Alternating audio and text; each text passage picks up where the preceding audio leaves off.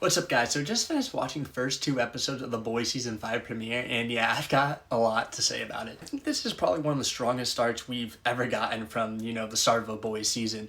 Right off the bat, what I love about these first two episodes is how fast-paced everything feels. There's no waiting around. We jump straight into, the Starlight Revolution, Homelander's new power structure within the government, and where every single character is mentally.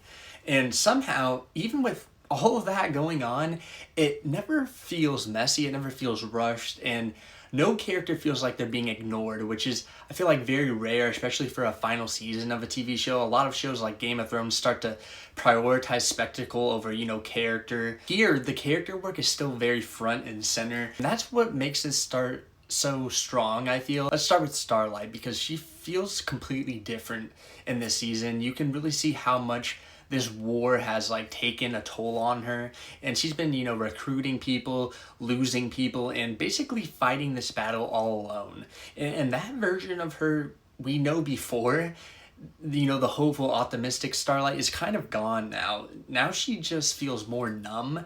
And there's even a whole moment where she talks about how many people have died for this cause, and you can tell she's starting to feel like maybe she's not supposed to make it out of this because of that. And I'm not gonna lie, I really don't like what that could be setting up there, because out of everybody in the cast right now, I want her and Huey to probably have a happy ending, since they are the two, I feel like, most, relatable characters. But right now, that doesn't feel guaranteed at all. I was also really glad that we didn't drag out that prison camp storyline too long. That could have easily, I feel like, taken up a couple of episodes, but instead they move through it rather quickly and use it to show how everyone's mindset has changed. And you can really see that shift with Huey, who's way more confident. He's stepping into a leadership role now, making decisions without second guessing himself. Meanwhile, characters like MM feel like they're broken, more tired, more hopeless, which is tough to watch, because he used to be kind of one of the ones holding everyone together, but now Huey is becoming kind of that person for the group, and that's one of the best, I feel like, character developments so far.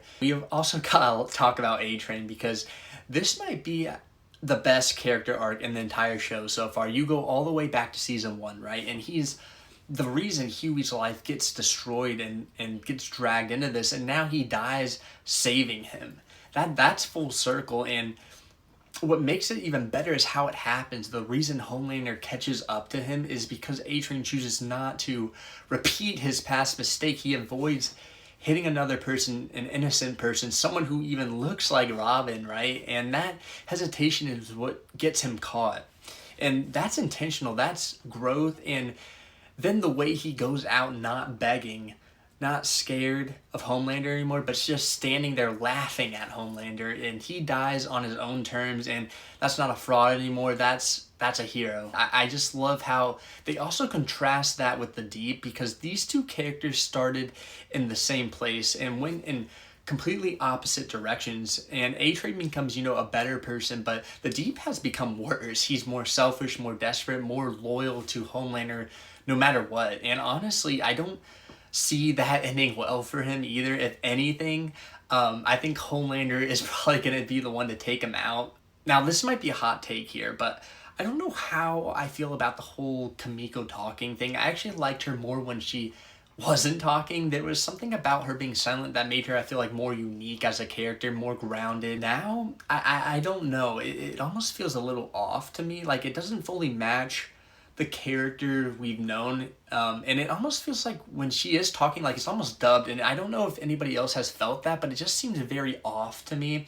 Maybe it'll grow on me as we go further in the season, but right now I'm not completely sold on it. Episode 2, though, isn't as strong as episode 1, but I still feel like it's really entertaining. The whole mission with testing the virus is classic Boys, but what stood out to me was the setting. This house full of influencer soups doing TikTok dances and promoting bot, sponsors and products. It's basically a parody of real life content houses, and it's so on the nose. But that's what the show does best. We also get more of Soldier Boy. I'm so glad they didn't just bring him back to kill him off immediately, because he is easily one of the most entertaining characters in the show, for me at least. The way he talks, his attitude, and he doesn't fully align with anyone, and that makes him even more unpredictable as a character right now. He's basically kind of a wild card, and now that A-Train is gone, he might be my favorite character left in the show. The fact that he survives that virus is also huge, and the theory going around that is it's basically like probably because of an early compound V that was in him actually makes a lot of sense too, because now he's one of the more valuable pieces on the board. Whoever controls him might control, the outcome of this war and which way it goes. Black Noir is another interesting one. Something is clearly off with him. Even the characters are noticing it, like Deep mentions it several times. So the question is, what are they setting up with his character? There are a few possibilities, right? The original Noir somehow, maybe returning. The new Noir maybe just trying to fully become him, or the comic route where he's a Homelander clone. And personally, I really hope they don't go the clone route. I just feel like that's a little too silly. I just think it would be too much for, this version of the show. But clearly something bigger is definitely coming there. And then we have Ashley, who might be one of the most unexpected arcs of this season. Now, she's a super now, she's vice president and can read minds.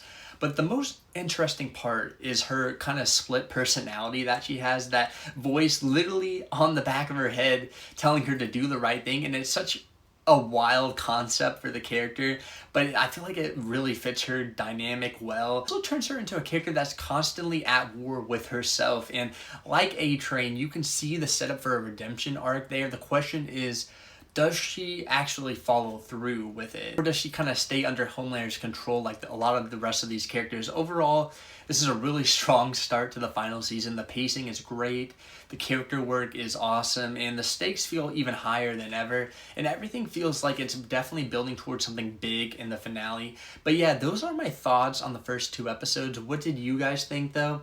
Did this kind of live up to the hype for you and the wait, or are you still kind of waiting for things to really start to kick in for you? Let me know in the comments down below, and I will see you in the next one. Thanks, guys.